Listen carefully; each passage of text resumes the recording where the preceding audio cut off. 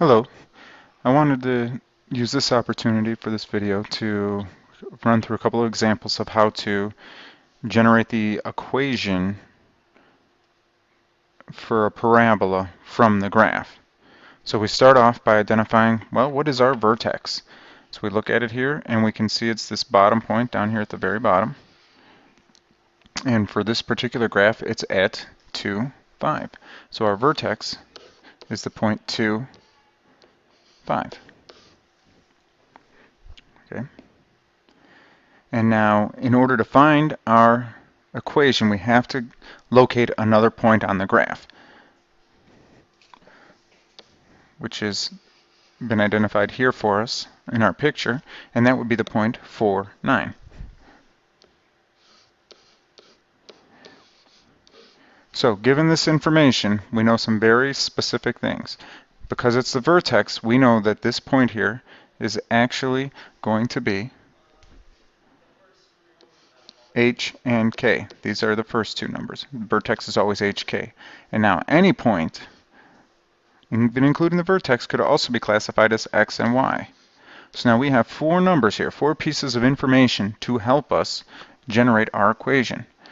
Now if we recall, the general form of our equation is Y equals A times the quantity X minus H squared plus K. So from that general formula, we can plug in our H, K, X, and Y to get our new equation, because we're going to have 4 out of the 5 variables, and then we'll be able to solve for the fifth. So we go ahead and we just plug them in our particular example. Y is 9. We do not know A. X is 4 minus our H, which is 2. That quantity is going to be squared, plus our K, which is 5. So we can just go ahead and solve this out. So that would end up being 9 is equal to A times the quantity 4 minus 2, which is going to be 2. That's going to be squared, plus 5. Now we have to be careful here. That's A times 2 squared. So that means that A and 2 are multiplied together, so we would end up getting A times 4, or 4A, plus 5. Now a common mistake students make is they will try to square the 2 and then add 5 to it. That's not what's happening here, because the 2 squared is 4, and that 4 is being multiplied times A. We end up getting 4A, which is a different term than our 5. But we can't solve this out now, so we're going to say, we're going to solve for our variable, so we're going to subtract 5 from both sides. So we're going to get 4 is equal to 4A, and then we're going to divide, which will give us an A that is equal to 1. So now we have H, K, and A, and we can write our equation. Y is going to equal 1 times X minus 2 squared plus 5. And that's our equation that will fit the graph of the parabola we have just been given. We'll try to run that through again using another example, very similar. Again, we want to first identify, well, what is our vertex? There it is right there at -4, +2.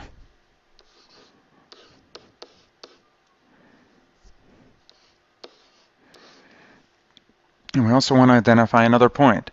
Now, there are a number of points we could pull off of the line. The one given to us is right down here at 0, 6. So that's as good as any to use. 0, -6, actually. Excuse me. So now we've got our vertex, which is our H and K. We've got a second point, which is our X and Y.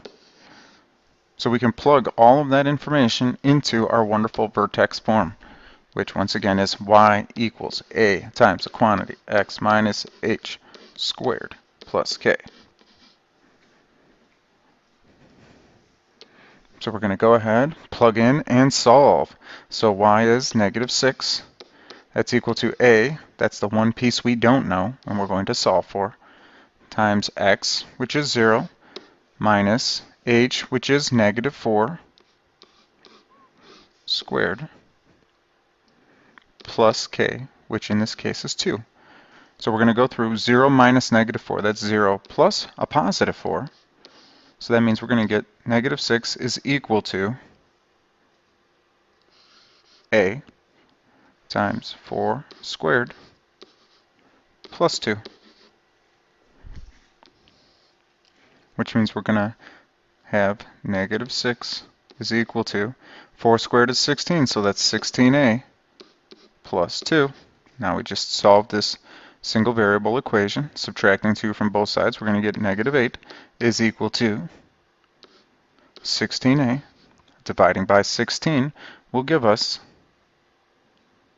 negative 1/2 equaling a. So we have our a, we have our h, we have our k, so we can go ahead and solve. Excuse me, not solve, but write this equation. So y is going to equal, again, our a is negative 1/2, and that's going to be multiplied times x minus h. H is negative 4, so that's going to be x plus 4, quantity squared, plus 2. There's our equation. Very fantastic, very wonderful. Now, these are two very relatively easy examples of what we can get. For this last one, I thought we would use more of a real-life example to try to help clarify what exactly is happening and how we would use this in the real world. Okay, so in this particular case, we have the picture of a dolphin that is jumping, and we want to find the quadratic function that models the path of the dolphin. All right. Now, this may seem very foreign, but we're actually going to do just what we have done in the past. We're going to find our vertex and then another point on that graph. So again, our vertex is our apex. It's the highest point, and that to me looks like it's right there at 3, 7. And then we want to find another point that the line passes through. The first one I come across seems to be this one right here at 8, 5. So now we've got our vertex at 3, 7. And we have a second point at 8, 5.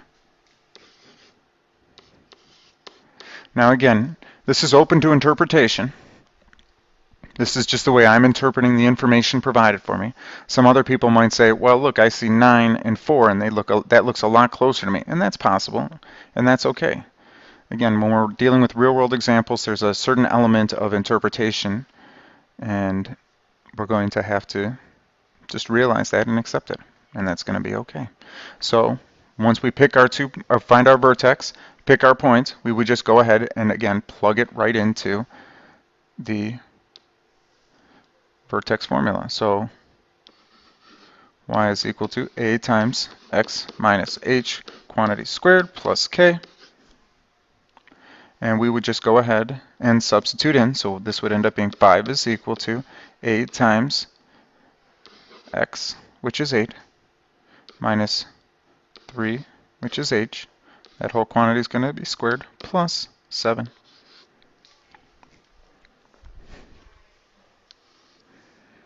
So we're going to continue to solve. So we'll get 5 is equal to a times 8 minus 3, which is 5. That is going to be squared, plus 7. So we're going to have 5 is equal to 25a plus 7. We're going to subtract our 7, giving us negative 2 is equal to 25a, which means a is going to be equal to negative 2 over 25.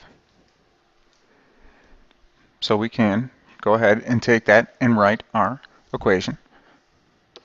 Y equals negative 2 over 25 times x minus 3, quantity squared, plus 7. There it is. There's our answer. We put it in a box so everyone can see and no one can doubt that this is what we've generated as our equation. Again, it's real life, so it's not going to be a nice, pretty A at some points, but we do our best. Hopefully you find this helpful. Enjoy.